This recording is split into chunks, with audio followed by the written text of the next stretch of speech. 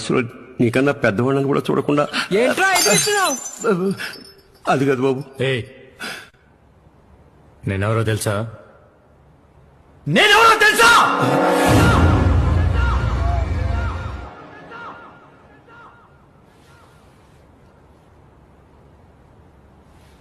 నీకు తెలుసా? నువ్వెవరో నీకు తెలుసా?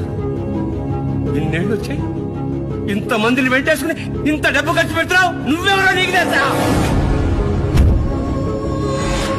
ఏయ్! నేను వెయిటర్, వాడో చెఫ్, వీడో క్లీనర్, మరి నువ్వెవరో? ఫోర్బ్స్ లో వచ్చింది మీ నాన్న, నువ్వు కాదు.